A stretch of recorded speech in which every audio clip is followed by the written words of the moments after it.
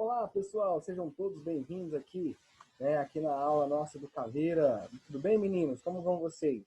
Olha só, senhores, hoje nós vamos falar um pouquinho sobre o aspecto da geografia agrária, do espaço agrário na sociedade, como que ele vem se desenvolvendo não só no Brasil, mas também no mundo. Eu espero que vocês entendam um pouquinho aqui do nosso processo e da nossa aula. Sejam todos bem-vindos. Estou morrendo de saudade de vocês e eu espero que em breve nós possamos nos encontrar. Tudo bem? Bom, senhores, vamos lá então. Nesse primeiro momento, nós vamos ver então a questão do espaço rural. Como que ele vai definindo, no aspecto econômico.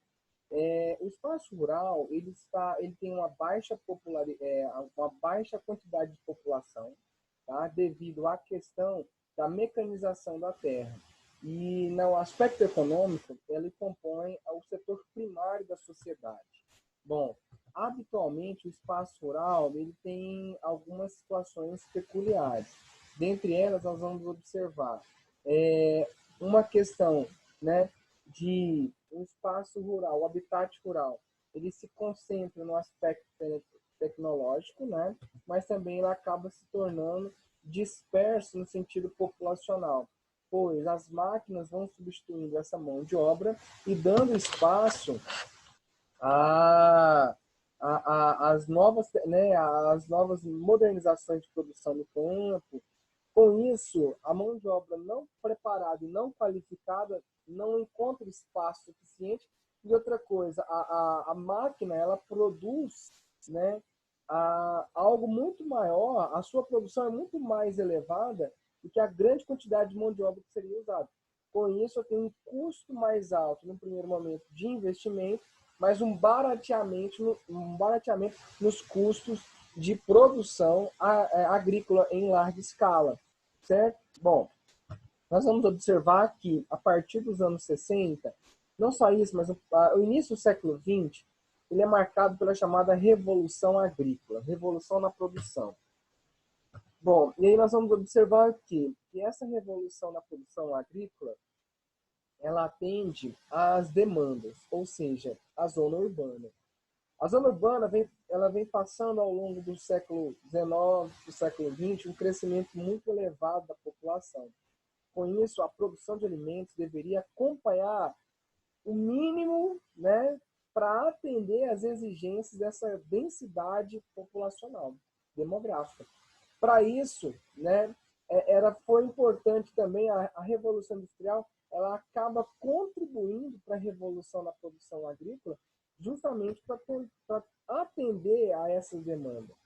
Quando eu chego em 1950, pós Primeira Guerra Mundial, inicia-se, né, devido a esse longo processo de mecanização, melhoramento genético de animais, né, novos estudos voltados para a criação de animais, a questão de um controle, né, na alimentação desses animais para ele chegar o mais rápido possível ao ponto de abate, a qualidade das espécies voltada para horte granjeiro. Então, isso vai colaborar para, após Segunda Guerra Mundial, abastecer a uma população que estava num índice de crescimento muito elevado, uma explosão social pós Segunda Guerra Mundial. Com isso, áreas, né, que estavam destinadas à produção de alimentação voltada para os mercados principais da divisão internacional do trabalho, países periféricos tiveram que mudar a sua dinâmica de produção, aumentando mais ainda a sua área de cultivo. Com isso, vai alargar as áreas, né, a chamada fronteira agrícola. Áreas que não produziam passaram a produzir. Para isso, vão ter que desenvolver novas pesquisas de solo, pesquisas de sementes, sementes vão passar por um cruzamento ou até alteração genética para evitar as pragas. Com isso, óbvio, nós vamos observar que vai ter grande relevância, uma explosão gigante, né, nessa produção de alimentos. Porém, todavia, nós vamos observar também alguns problemas relacionados na questão da saúde dessas pessoas, devido a elementos químicos usados, não só como pesticidas, herbicidas, no tratamento e cuidado da produção agrícola e combate às pragas, mas também nessa alteração desses alimentos e também na questão hormonal aplicada aos animais, né? E aí nós vamos observar que essa alteração na alimentação, ou melhor dizendo, essa alimentação diferenciada, que é para atender a fome da sociedade emergente que está surgindo agora, em contrapartida nós vamos observar também uma média velhice, né, uma idade média velhice, com problemas que não existiam há tempos atrás, passam a surgir, né, elementos voltados para a saúde, como hipertensão, como o sedentarismo das pessoas, por conta das zonas urbanas, migração para as zonas urbanas, a alimentação baseada em açúcar, sódio e gordura. E isso vai acarretar problema de saúde, não só no Brasil, nos países emergentes, mas também nos países ricos. Bom, continuando aqui a nossa aula, então, vamos ver algumas características da Revolução Verde. Então, peraí, ó, primeiro plano, nós vamos observar novos métodos e novas técnicas de produção, tudo bem? E isso vai acarretar numa produtividade. Bom, nós vamos observar que, em primeira situação, nós vamos ter a nova forma de adubação do solo, vai ser a adubação química, tudo bem, com os chamados fertilizantes, para preparar as sementes, ou sementes geneticamente modificadas, ou sementes híbridas, certo? Então, primeiro passo, preparação do solo com fertilizantes, tudo bem? Químicos. Segunda situação, ou correção do solo, como é o caso do cerrado, com o calcário, né? A chamada calagem, tudo bem? Segunda situação, sementes híbridas ou transgênicas, certo? Resistentes às pragas, à temperatura, né? A fatores climáticos. Terceiro tópico, nós vamos observar novos herbicidas e pesticidas. Gente, muita arma química usada na Segunda Guerra Mundial, muitos experimentos químicos usados nas guerras de independência das colônias da Europa, na Ásia e na África, na Guerra do Vietnã, muitos materiais químicos usados ali acabaram sendo usados, é lógico, em proporções químicas menores, né?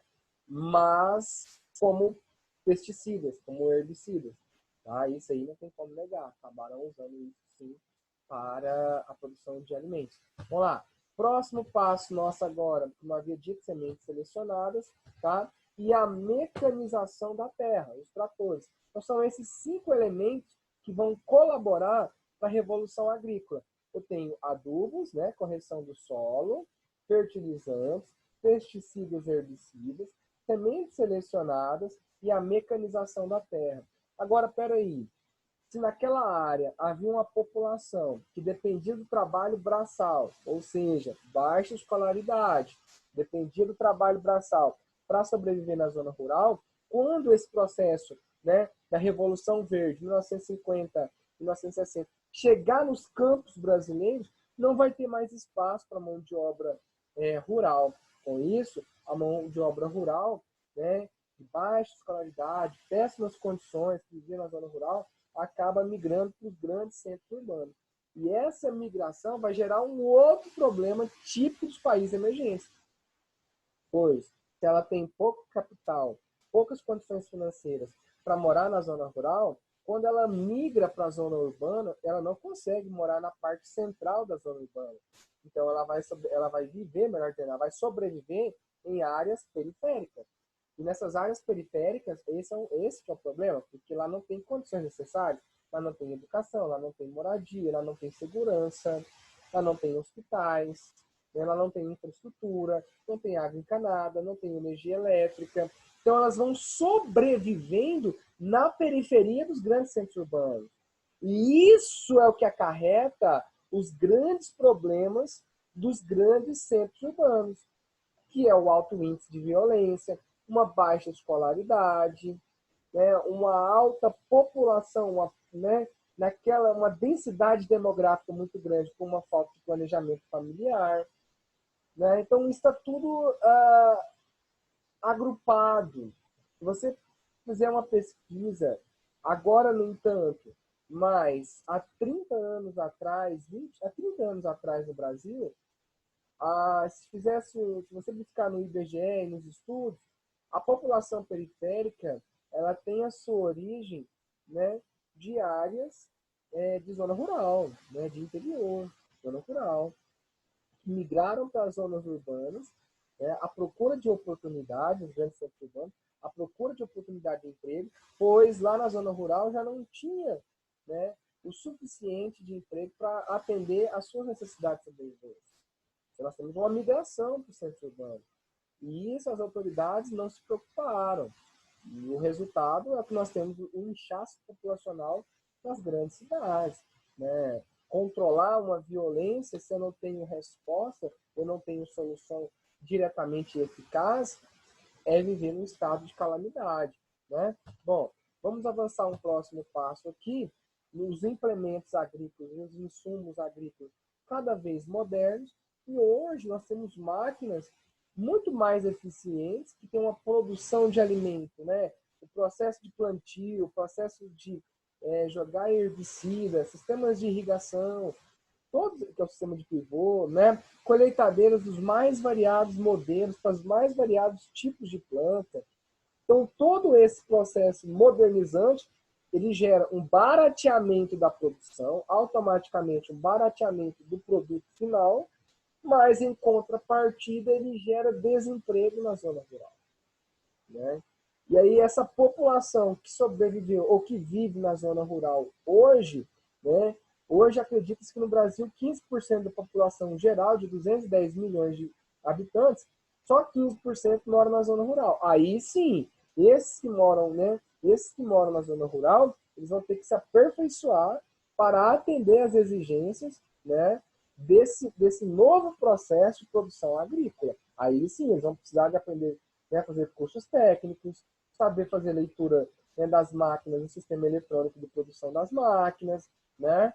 Na hora que jogar o trator no campo, ele tem que saber ter um mínimo de leitura, um mínimo de estudo para compreender os gráficos e o que está pedindo, né?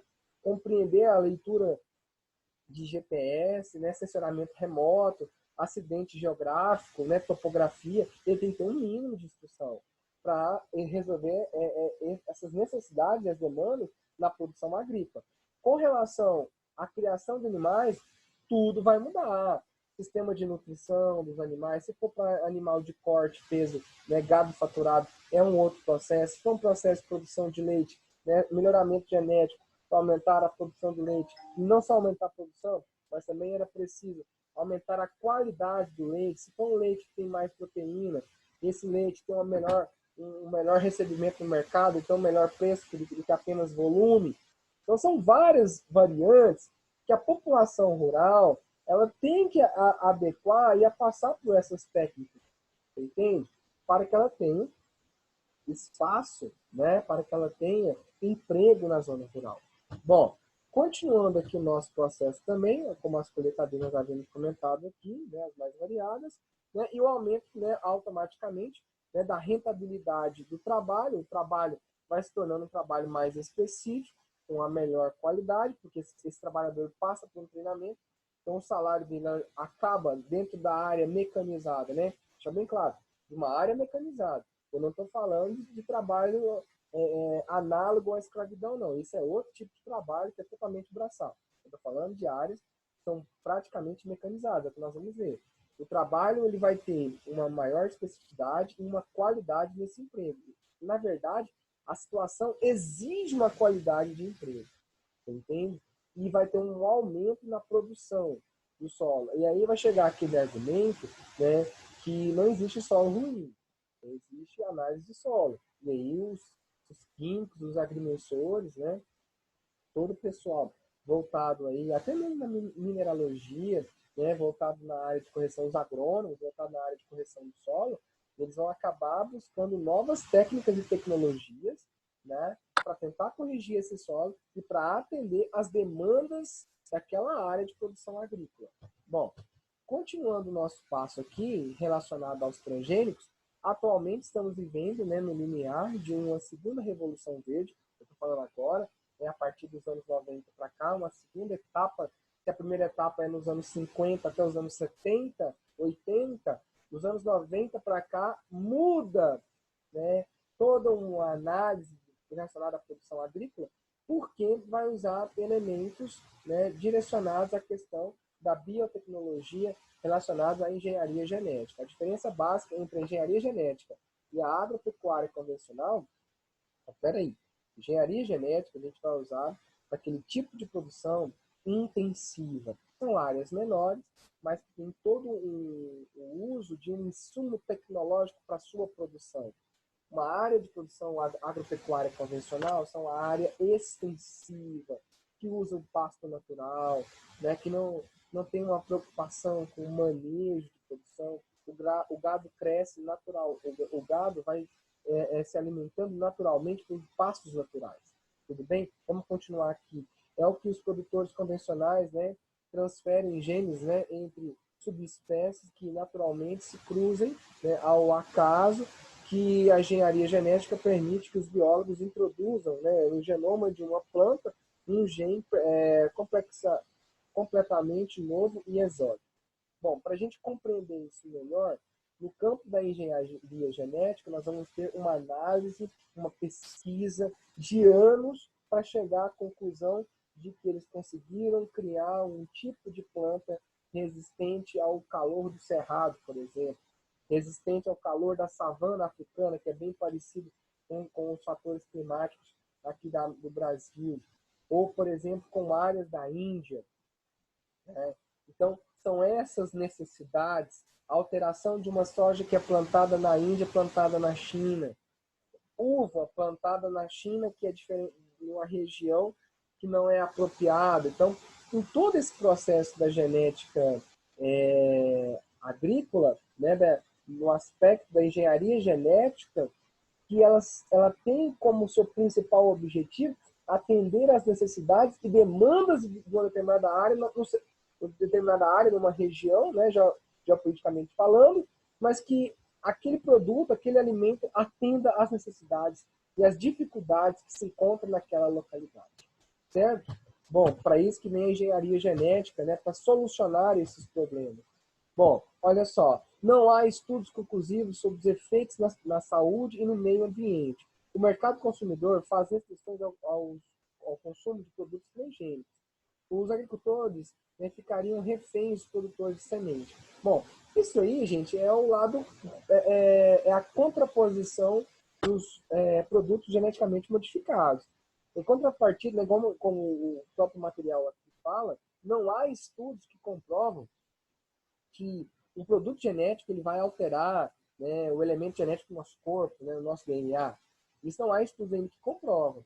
Mas a gente pode chegar à conclusão que há mudança, né, não só nessa produção, nessa alteração genética desses produtos, né, eles acabam interferindo, né, no nosso sistema fisiológico.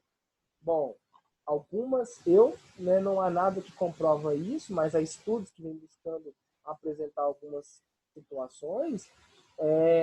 A gente tem percebido que algumas, não vou dizer que seriam patologias, né, que não haviam antigamente, hoje já existem, né, como intolerância à lactose, intolerância ao glúten, né, alguns produtos que para nós não faziam sentido há um tempo atrás, hoje a população vem sofrendo algum tipo de irritação no seu sistema fisiológico, entende? Então, essas prerrogativas que ainda nos chamam a atenção, que não quer dizer que é a culpa dos transgênicos, não, isso não tem nada a ver, mas que a gente fica pensativo, né? Outra situação que nos chama a atenção também é que os produtores rurais, para aumentar sua produção, a semente que ele compra é uma semente estéril, ou seja, como assim? Ela vai produzir bastante alimentos, grãos? Sim. Vai ter produções em recorde máximo? Sim. O Brasil vem seguindo aí numa escala, né, cada vez mais de produção de soja, de milho, de arroz, tá? Feijão, algodão. Por quê? Porque existe uma semente melhorada ali. Mas, em contrapartida, o fruto dessa semente, esse arroz colhido, ele é um arroz, um milho colhido. A soja colhida é aquela semente colhida, ela é estéril. Justamente para o produtor rural depender da compra da semente do laboratório. Senão o laboratório quebrava. Então é isso, é a Monsanto, né? A Monsanto, ela faz isso. Cria semente geneticamente modificada, você paga um preço por aquilo e em contrapartida você fica refém, você depende dela para produzir. Aí cria umas políticas de Estado para, não vou dizer boicotar, mas para limitar a venda de produtos transgênicos para humanos. E sim para ração de animal, como é a nossa soja vendida para a Europa, né, e para alguns países dos Estados Unidos e para a Ásia também, para servir de ração animal, né, material e nutrição animal. Bom, esse é um dos problemas que nós temos. E aí o produtor rural acaba ficando refém dessa situação. É onde o produto orgânico, né, da produção familiar, ele, com a técnica agregada na sua produção e a comprovação e certificação de que é um produto orgânico, ele ganha um preço no mercado e, além de ganhar um preço no mercado, ele tem uma valorização e um respeito muito grande da sociedade que acaba adotando essa cultura do orgânico na sua composição alimentar. Então é essa que é o contraponto. Se por um lado eu preciso aumentar a produção para atender às demandas, numa fatia da sociedade, entre a classe média e a classe alta, o espaço para a alimentação natural, orgânica, vem crescendo cada vez mais. Entende? Bom, argumento a favor. Olha só, que eu mostrei a contraposição. O custo da produção fica cada vez menor porque requer menos agrotóxicos. De fato, sim.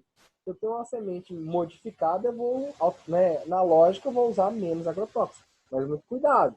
Eu estou falando de elementos biológicos, porque nós vamos ter uma aula com o professor Carioca e nós vamos ver essa contraposição.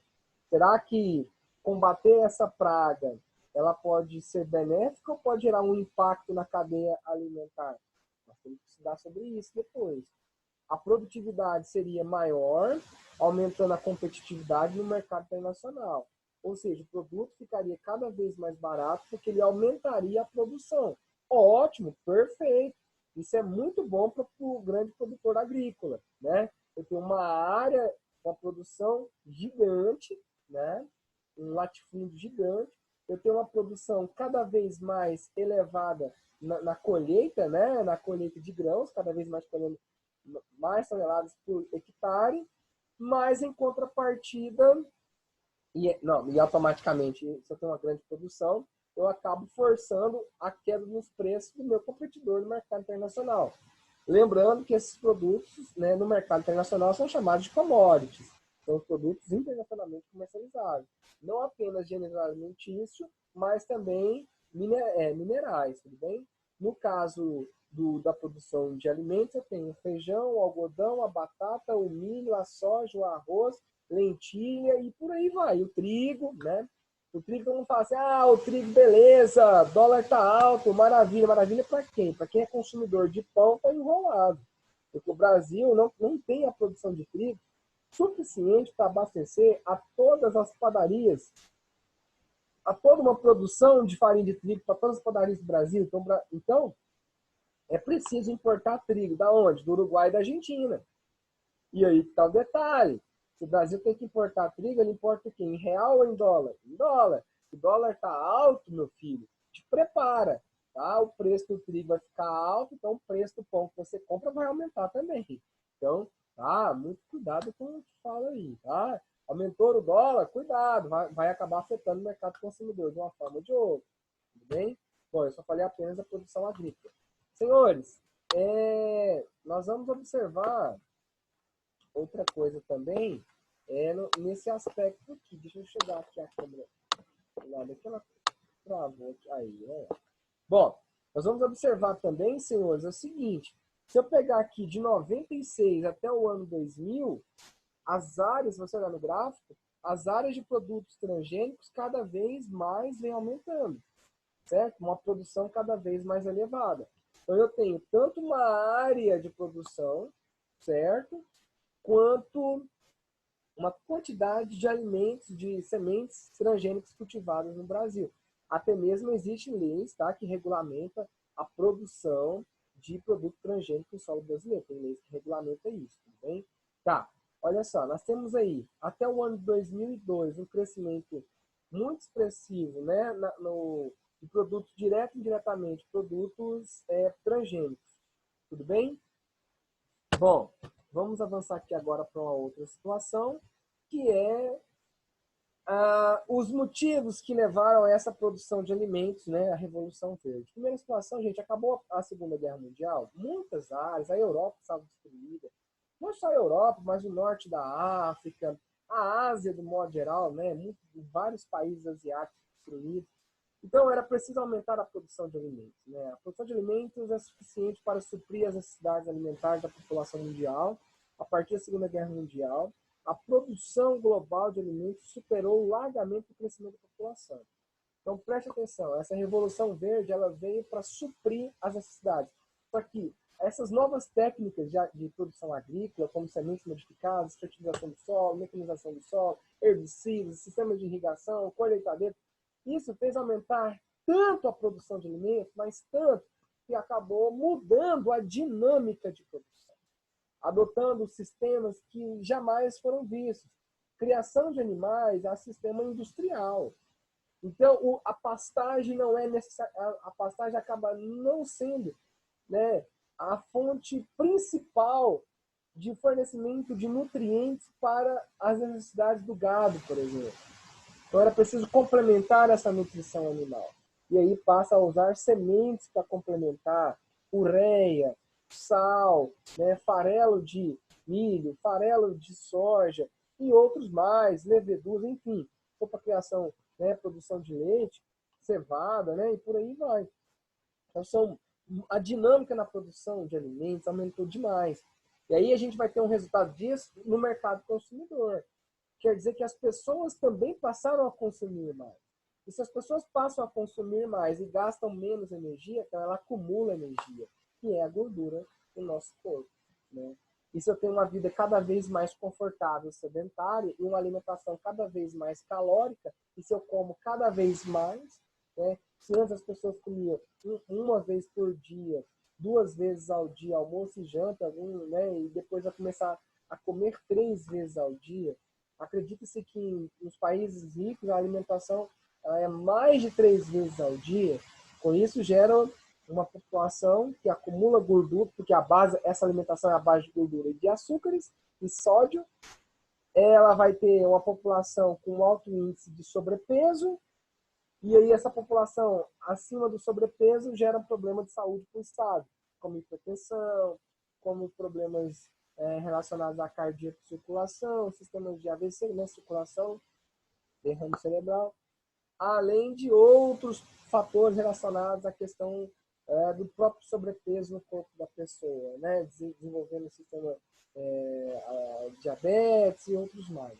A fome é uma dura realidade. Quase 1 bilhão de pessoas no mundo inteiro carecem de alimento suficiente para desenvolver uma vida ativa e saudável. É engraçado que o mundo produz tanto alimento, mas tanto alimento, que mais de 1 bilhão de pessoas está com fome. É isso que a gente não consegue entender, né? Então, será que essa produção está em local errado? Será que essa dinâmica do capital internacional, do grande capital global, ela acaba excluindo essas áreas? Enfim, a fome está, né, pois relacionada à ineficácia dos mecanismos de distribuição dos produtos alimentícios pelo mercado mundial e da baixa renda dos países periféricos. Esse é o grande problema. Aí que está o tchan da situação. Tem países que eu tenho uma super mecanização da produção de alimentos, uma produção em larga escala, países ricos, as pessoas comem 3, 4 vezes, 5 vezes ao dia, em países pobres, com baixa tecnologia, né, com baixa escolaridade, sistemas de governos corruptos, autoritários, né, militaristas. É nesses países que nós vemos um alto índice de pobreza, de miséria, de periferia, de doenças endêmicas, de situação de descaso com a sociedade pobre e periférica desses países. Mas, enfim, vamos continuar aqui a nossa aula. Bom, sistema agrário, ele tem alguns modelos aqui. Eu tenho o modelo tradicional, como eu havia falado com vocês, né, de produção extensiva, e o moderno, que é uma produção intensiva, com tecnologias, máquinas, insumos, né? O objetivo do tradicional, ele é mais a sua subsistência, porém tem mudado muito nesses últimos 10, 15 anos para cá. E já a produção moderna, ela está voltada para o grande mercado internacional, ou até mesmo para o próprio mercado nacional, né? Mas é uma produção em larga escala. E o Brasil produziu, ano passado, mais de 240 mil toneladas de soja. Você imagina, é tanta soja, gente, só 15% fica no mercado nacional. 85% é mandado para o mercado internacional, para exportação. E esses caras que produzem para o mercado internacional, eles estão vendo duas coisas. O lucro na sua produção e o dólar em alta, porque aí ele ganha na variação da taxa cambial. Ou seja, quando o dólar aumenta, essa variação de taxa cambial, ele ganha na segunda vez. A primeira vez é o lucro na produção. E o segundo lucro é na variação da taxa cambial. Mas você fala assim, nossa, parabéns, beleza, o cara saiu ganhando aí, né? Cuidado de novo! Muita gente se esquece que esse grande produtor rural, se ele compra produtos, sementes transgênicas, produtos importados, não se produz no Brasil. Ah, hein? Esqueceu, meu filho? Ele vai ter que pagar em dólar, ele vai pagar caro por esse produto. Segunda situação, vai comprar herbicida, pesticida. Opa, o Brasil produz esses produtos? Não! O Brasil, né, esse pessoal vai ter que importar esses herbicidas e pesticidas. Resultado, se o dólar estiver em alta, vai pagar caro nesses produtos. Com isso, o preço da mercadoria, da sua produção, vai ficar mais caro do que o ano anterior. Aí que está o tchan da situação. Você tem uma taxa. Então, a questão da variação da taxa cambial do dólar é muito séria. Não só para importar produtos, né, alimento, no caso do trigo, mas também dos insumos que geram a produção de alimento no Brasil. E isso tem que deixar bem claro. Vamos lá. Continuando aqui, nós vamos observar que na produção tradicional, a rentabilidade ela é bem menor. Já a produção moderna, ela tem uma produção, né, um rendimento mais especulativo, maior, uma maior rentabilidade, porque ela trabalha em larga escala, ela tem um maior capital agregado e aplicado. Porém, eu chamo a atenção para a produção agrícola familiar baseada, tá? Baseada na produção orgânica.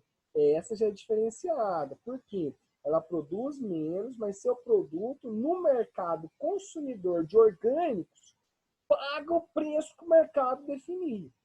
Então tem essa diferenciação também.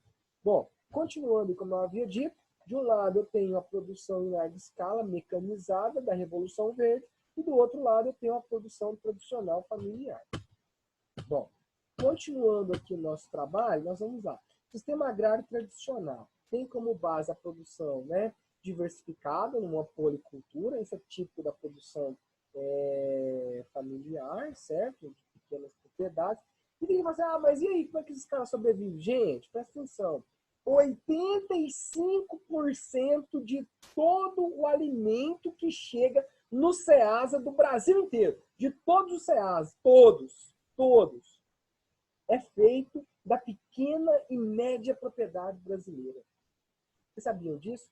Que a boa parte da alimentação da população brasileira, mais de 85% dos brasileiros, do modo geral, de toda a população brasileira, se alimenta da produção da pequena propriedade privada.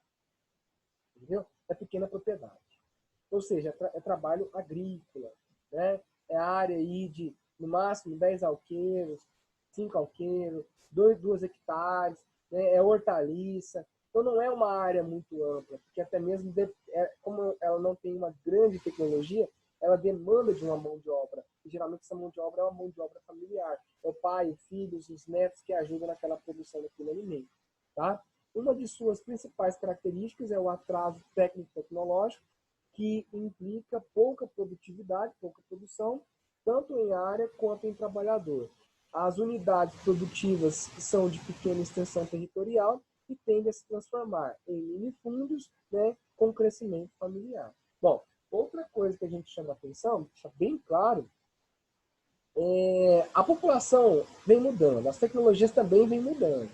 É óbvio que numa grande maioria eu tenho uma baixa tecnologia, mas eu tenho aí mais ou menos 15% da agricultura familiar que vem, vou por 20%, que vem buscando novos estudos, novas formas de aprimorar a sua produção agrícola.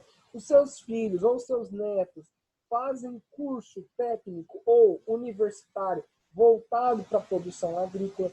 Isso é importante, que evita a evasão de mão de obra qualificada para o grande centro urbano.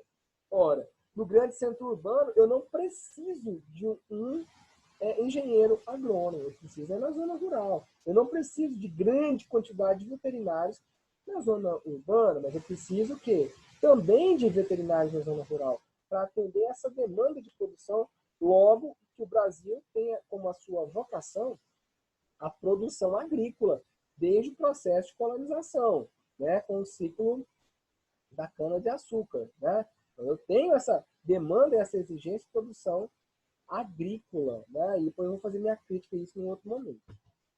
Bom, e aí a gente vai continuando aqui também, avançando por outros caminhos aqui. Olha só, a agricultura itinerante ou de subsistência. Bom, essa agricultura ela acontece em momentos sazonais. E vou pegar um exemplo claro. Algumas regiões do Nordeste, quando vem a chuva, vem o processo de plantio de sementes.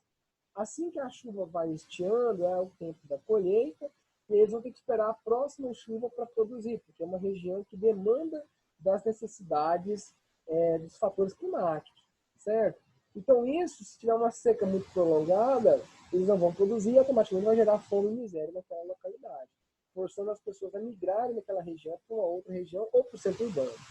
Isso é típico em países africanos e latino-americanos, tudo bem?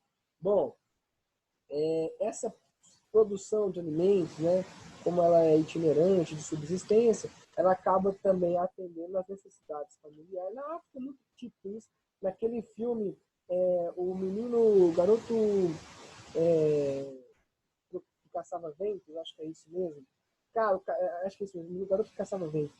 Um filme belíssimo, vale a pena assistir. Ali você entende o que é a produção agrícola familiar típica dos países africanos, tudo bem? Bom, continuando aqui, o excedente da produção familiar, aí sim, ele vai para o mercado, né? Ele vai ser comercializado, mas naquela cidadezinha ali, naquelas regiões, e aí nós vamos ter uma produção agrícola familiar em pequenas e médias propriedades. Continuando, as técnicas são cada vez mais rudimentares, com seus arados e foice. Energia depende, né, se não tem trator, ela vai depender de uma energia animal, tração animal ou humana. E, como havia dito, ela é de baixa produtividade, devido à baixa tecnologia, automaticamente ela vai ter uma baixa produtividade também, né, destinada apenas à sua subsistência e o excedente comercializado.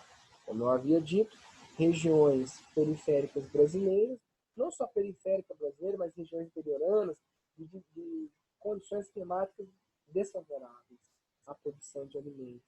Né? No caso africano, em vários paizinhos, essas comunidades agrícolas africanas, a gente percebe também essas limitações por falta de tecnologia, lembrando que, aos poucos, essa realidade vem mudando, mas com a velocidade muito tímida ainda. Tá? Bom, como eu havia dito, essa produção agrícola é familiar. Tá? Vamos lá, vamos avançar aqui um pouquinho. Hortaliça. Agora, o sistema de agricultura plantation. Bom, gente, plantation a gente vê lá no processo colonial, né? Grande propriedade, monocultura, voltado para o mercado externo, agroexportação e mão de obra barata. No tempo da colônia, mão de obra escrava. Essas são as 4 características básicas da plantation. Tudo bem? Olha lá, plantation, grande propriedade, situada em região tropical ou subtropical, né, onde se cultivam seus produtos, com fins comerciais em regime de monocultura e produtos tropicais, né, como banana, até a soja, né, produzida aqui, né, na região, milho também, feijão, o arroz também é bem produzido aqui nessa região, enfim. produtos tropicais, tudo bem? Laranja, melancia, bananas e por aí vai. Bom, a mão de obra é assalariada temporária, porque é de acordo com a produção. No caso do Brasil, tem que lembrar também a produção de cana-de-açúcar, galerinha. O tabaco também, o algodão também, tá? A exceção da direção e dos autos, nós vamos ter ali, né, uma população assalariada. Tudo isso, eu tenho ali a supervisão, né, de funcionários da fazenda ali, que vai estar sempre controlando essa produção, né? Esses altos funcionários, eles são funcionários permanentes da fazenda. Eles são os gerentes que comandam toda essa produção. E a mão de obra temporária e sazonal, ela vai para aquela área de acordo com o período de colheita, de acordo com o período de produção, de acordo com o período de cuidado com a semente, né, de cuidado com as plantas que estão brotando naquela área ali. Os produtos que melhor representam esse tipo de agricultura, nós vamos observar, é o café, cana-de-açúcar, banana, seringueira, cacau, coco, amendoim, algodão, tabaco, frutas cítricas das mais famosas, como a laranja, limão, enfim, vários produtos tropicais. Bom, como eu havia dito para vocês estão vendo aí a foto, né, de uma área de produção voltada plantation, voltada para o mercado de exportação. Tudo bem? Nos países latino-americanos, né, principalmente na América Central, é muito comum você ver esse tipo de produção. Bom, senhores, nós vamos observar aqui agora a agricultura de jardinagem. Ela é típica, né, em regiões da Ásia, tudo bem? Ela acompanha o sistema topográfico das regiões, tá? A risicultura, que é a produção de arroz, né, irrigado de maneira natural, é muito típica dessa região, e é chamada uma Ásia monsônica, ou seja, uma região da Ásia, né, uma geografia tem um nível baixo em relação ao do mar, ou ao nível do mar. Então, a água, né, ela não escorre de maneira mais rápida, e sim ela é uma água caudalosa, uma água perene, uma água tranquila. Com isso, essas localidades é alvo fácil dessa produção de alimentos, entende? Então, aí, sim, né, é uma região típica de produção de arroz. Bom, a agricultura, esse modelo de agricultura de jardinagem, ele é tradicional, tá? Vai usar o sistema de adubação natural, irrigação também natural, apresenta cuidados especiais com o solo, elas estão na mão de pequenas propriedades, né? E uma grande mão de obra, demanda de uma grande mão de obra. Por isso que a agricultura de jardinagem, praticamente a colheita é feita com a mão, tá? Adubação orgânica, ou seja, fezes de animais, tá? E a mão de obra totalmente manual, como havia dito no caso da produção do arroz. Já a agricultura moderna, agora a gente vai ver isso de jardinagem, já a agricultura moderna, ela tem aí, né, todo um aperfeiçoamento na produção de alimentos, que faz parte da Revolução Verde, mecanização, sementes seletivas, adubação, correção do solo, como nós conversamos há um minuto atrás. Bom, a agricultura europeia, ela, né, eu tenho empresa de caráter familiar, com explorações de tamanho médio e altamente capitalizada, tem investimentos voltados para isso.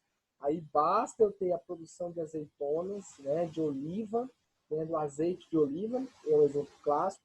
Produção de vinho nem se fala nos países europeus, é totalmente familiar, bem capitalizada, bem organizada, atende às demandas, né, do mercado internacional. Eu estou pegando 2 exemplos, mas tem mais. Mas o azeite e a uva é o clássico da Europa, tudo bem?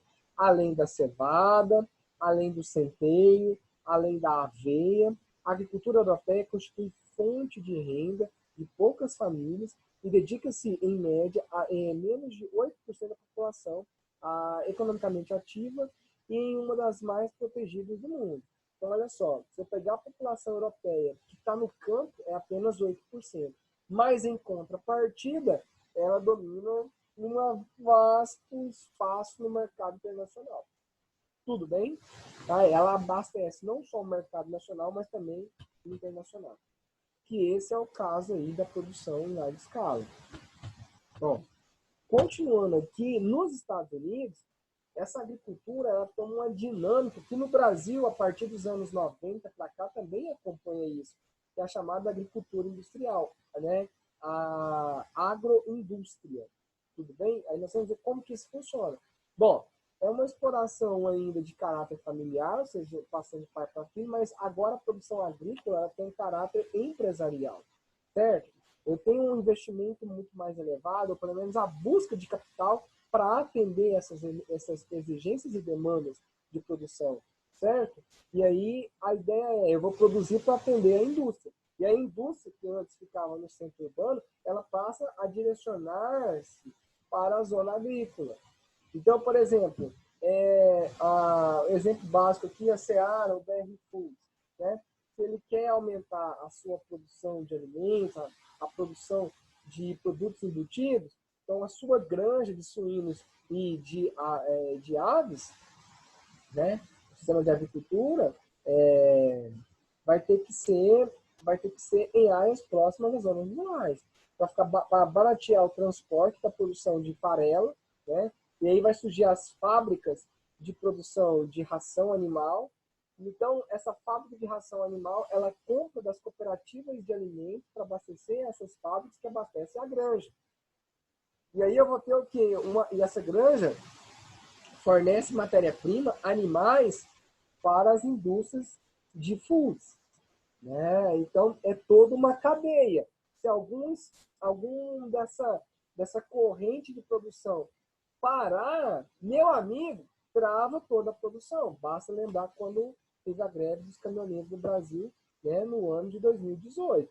Isso ficou clássico. Então, né, tem transporte de produtos, de mercadorias, todo o sistema produtivo voltado, no caso da indústria de alimentos, parou, não só a indústria de alimentos, mas todos os setores produtivos no Brasil parou. Entende? Então, quando um setor para, é um problemaço. Né? Se o Brasil, por exemplo, toma alguma medida, o presidente vai lá toma uma medida para aumentar o incentivo à exportação, significa que quem produz carne, ou seja, quem produz alimento, quem cria animal, quem é da pecuária, ele prefere exportar essa carne do que jogar ela no mercado nacional. Isso significa que aquela pouca fatia de alimentos que vão ficar para o mercado nacional, eles terão um preço mais elevado, porque 80% ou 90% foi destinado para o mercado internacional e só 10% ficou para o mercado nacional. Esse que ficou para o mercado nacional, como a oferta é menor do que a procura, então, se a oferta é menor, né, a procura vai ser muito maior. Então, o preço do produto tende a subir. Isso é clássico na economia liberal, isso aí não tem que discutir. Você entende? Então, se a oferta for menor, o preço do alimento sobe. Se a oferta de produtos for tem muito produto, muito alimento no mercado, o preço cai. São os vetores, né, proporcionalmente invertidos. Bom, continuando em relação aos Estados Unidos, eu vou ter ali uma produção de alimentos voltado para a indústria, aí a alimentação vai mudar, porque é uma alimentação baseada em produtos industrializados, né? E nós vamos chamar atenção aí, né? O governo sempre protegendo essa produção de alimentos, né? Em relação aos mercados internacionais, que são chamados protecionismos, né? E esse protecionismo é aumento de impostos, pode ser variado, né? Como barreiras alfandegárias, barreiras sanitárias. O que é uma barreira sanitária? A inspeção dos Estados Unidos veio no Brasil e percebeu que o gado bovino está atrasado no processo de vacinação contra a febre aftosa por causa do coronavírus. O que eles vão fazer? Nós não vamos importar a carne brasileira porque está com a vacinação atrasada. Enquanto não regularizar, num prazo de 180 dias, quer dizer, 6 meses, nós não vamos comprar carne brasileira. O produtor de carne fica desesperado. Aquele que atendeu às normas ficou desesperado, porque ele atendeu às exigências internacionais, mas ele não pode exportar. Por quê? Porque o frigorífico que compra e abate o animal e que exporta está embargado. O que ele vai ter que fazer, então? Vender o gado dele, porque o gado dele, se continuar consumindo a alimentação, vai ficar mais caro o produto. ele vai ter que vender num preço mais baixo do que no mercado internacional. E aí vai jogar muita carne aonde? No mercado nacional. E aí, com isso, vai aumentar a oferta de carne e o preço da carne cai. É assim que funciona, certo? Tem vários fatores para ter essas variações, mas uma dessas variações é essa. Quando ocorre uma barreira sanitária que impede a exportação para proteger o mercado daquele país. Se for no caso dos Estados Unidos, proteção dos criadores de gado. Na Europa, criadores de gado. E assim por diante. Certo? Bom, continuando aqui também, nós vamos observar, isso é típico da economia e da agricultura americana, que passa por um processo de produção de alimentos cada vez mais elevado, cada vez mais mecanizado, menor quantidade de mão de obra, que é os chamados belts, né, que são as áreas totalmente mecanizadas, né, os Centurion belts. Então eu tenho ali aquela parte toda amarela, né, que é uma criação extensiva, né, essa parte, ainda nem falei da parte direcionada à tecnologia, porque estou apenas no setor agrícola, tá? Essa parte azul, produção de milho, e aí ela aproveita essa região dos lagos, né, região de Michigan, região de Minnesota, toda essa área aqui assim, né, para exportar e sair pelo Rio São Lourenço aqui assim, região dos lagos. Produção de a rosa, produção de trigo, a azul, produção de milho, a vermelha, produção de algodão, a laranja, produção de laticínio, criação de gado. Essa parte verde são produtos subtropicais, né, ou produtos tropicais, como é o caso da cana-de-açúcar, como é o caso do algodão, tudo bem? E nós vamos ter grandes centros de abatedores de gado, tudo bem? São essas áreas aí que nós estamos mostrando para você. E essa parte verde, que é a agricultura irrigada. Certo, galerinha? Vamos avançar aqui, então. Bom, o protecionismo, como eu havia dito, é típico, né, dos países dos Estados Unidos e também alguns países europeus tomam essa política, né? É a famosa PAC, que é a Política Agrícola Comum da União Europeia, e a Farm Bill, que é a lei dos Estados Unidos. São leis, né? São políticas de subsídios para o mercado interno, para os produtores internos, para impedir que as empresas dos Estados Unidos ou da Europa importem produtos de países subdesenvolvidos, subdesenvolvidos, emergentes. Então, essas políticas de protecionismo é que impede ou que força o produtor brasileiro a ter que baixar um pouco o preço para atender às demandas por conta do protecionismo dos estados. Sacou? Bom, e isso acaba gerando aí, né, uma concorrência meio que desleal, né? Uma concorrência não muito agradável para os países emergentes. Por isso a importância do BRICS. Por isso que a importância do BRICS. Deixa bem claro, não é um bloco econômico, não, meu filho. É um acordo entre Brasil, Rússia, Índia, China e a África do Sul. Porém, se somar a população desses países, chega a quase 4 bilhões, 3,6 bilhões de pessoas, somando essa população. Dá uns 4 bilhões, mais ou menos, somando essa população. Por isso que a importância. Agora é a hora do Brasil fechar cada vez mais os acordos com a China. Para que eu vou voltar para os americanos se eles têm política de protecionismo? Vou voltar para o mercado que consome meus produtos. Mas enfim, vamos lá. Continuando isso, eu tenho outros problemas muito mais sérios, que são os impactos ambientais causados por essa superprodução. Primeiro, esgotamento do solo. Terceiro, eu vou desmatar, vou gerar sistema de destruição do solo e sistema de erosão, porque o solo não está coberto. Quando a água da chuva vir, vai lavando, vai abrindo o solo em regiões topograficamente desfavoráveis. O emprego de adubos e pesticidas no solo, contaminando o lençol freático. A sociedade atual deve ter como meta o desenvolvimento de políticas convencionistas para que o meio rural, de modo que viabilize uma exploração racional com o menor impacto possível no meio ambiente.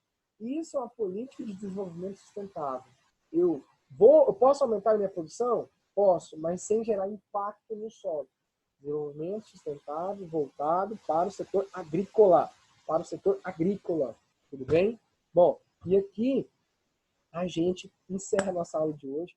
Foi um prazerão trabalhar com vocês. vai ter mais aulas sobre sistema, não só sobre agricultura, mas questão de crise do socialismo, globalização, questão de poluição, todos os tipos. Nessa aula vamos seguir nosso material aqui. Mas, galerinha, meu muito obrigado, até a próxima. Foi um prazerão trabalhar com vocês e tchau, tchau, galera. Obrigado. Tchau, tchau.